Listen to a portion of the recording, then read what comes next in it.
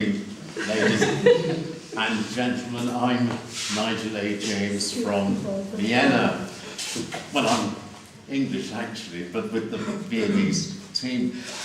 I've got to talk about who is illiterate, which, in case anybody has forgotten, this is the theme of this conference, but it hasn't been touched on too much today. But I'll start. I'll break the convention. I will talk about who is illiterate.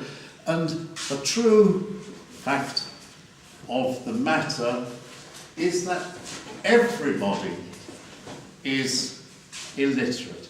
All of us here are, in some ways, completely illiterate. And I'm now going to prove it. Yeah, really. I've got a handout here. One for you. And you have to, you can stop filming each other just for 2 minutes.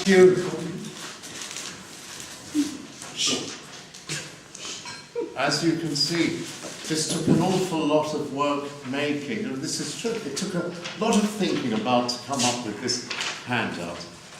What's on this handout? In 2 words. 2 white sides of one sheet. 2 white sides. Can you stand up and read it to me? I do have a white paper Well, what's on it? with nothing on it. Does everybody agree with that? It says nothing on it. Do you agree or disagree? Empty. From a psychological point of view, is that correct? Yeah? Mine has a little dirty mark. You could, yeah. What is this word? That could be a sheet on this. Well, yeah, this is a psychological interpretation of actually nothing at all. But I'm going to write a word on this piece of paper, and then each of you is going to read it back. Let's put this here. So, thank you.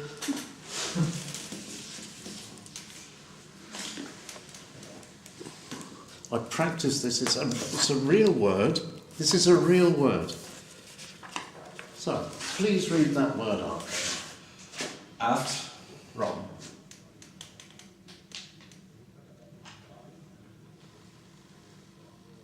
Just Wrong. Wrong. Excess. What do you think? What? excess. No. Taking the piss. Jockey. No. No. I don't know that language.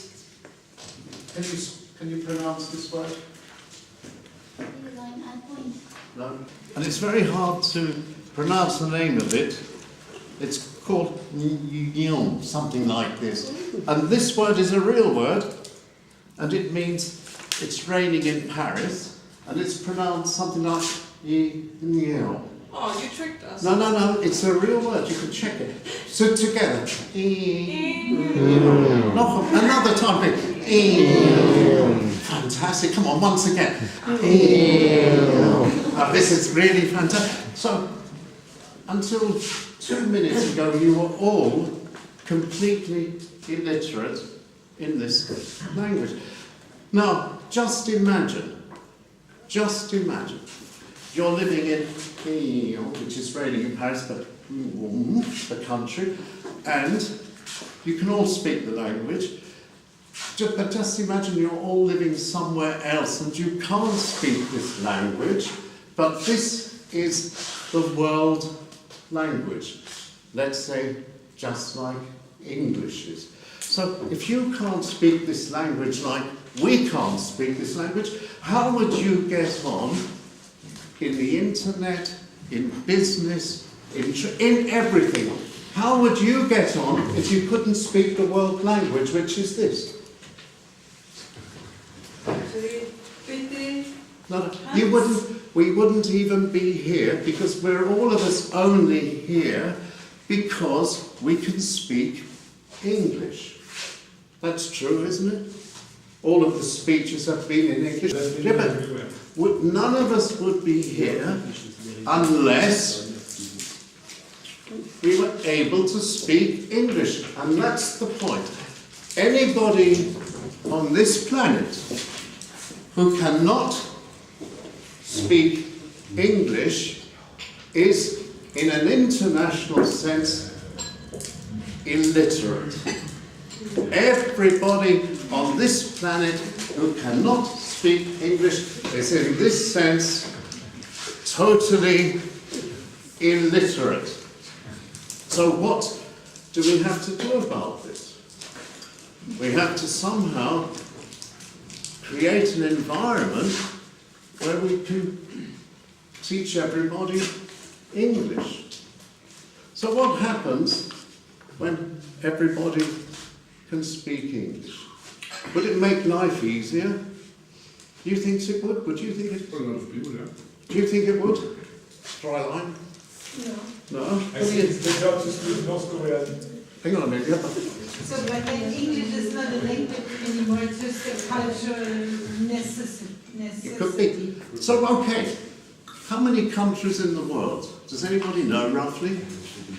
How many countries in the world? 200 and some. Okay. Let's say 272 countries.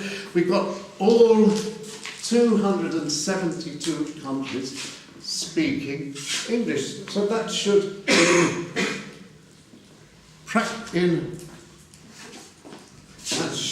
solve all of our problems. But the reality is, it would then take us on to the next level of illiteracy.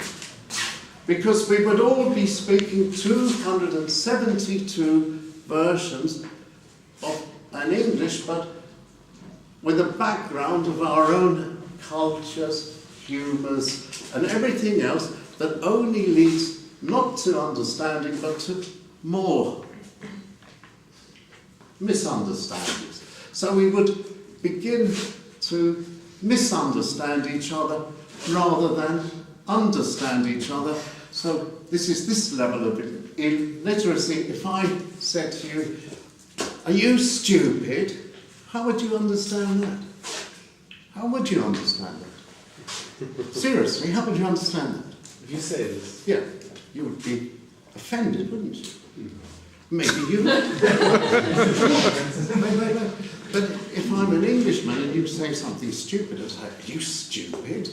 I'd be saying, "That's funny."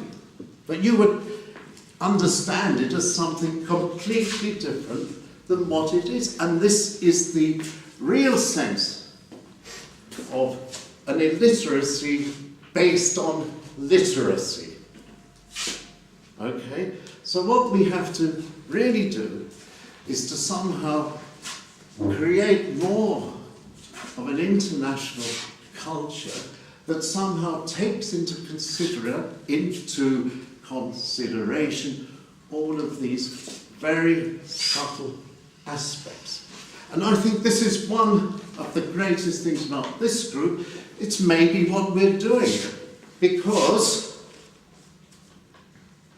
by listening to these fantastic talks, small lectures about all sorts of interesting things, from the magazines to the art and to everything else, we are, in this very small way, experiencing all of these different ways of putting things and hopefully getting together some common understanding in an English that's full of incredible differences.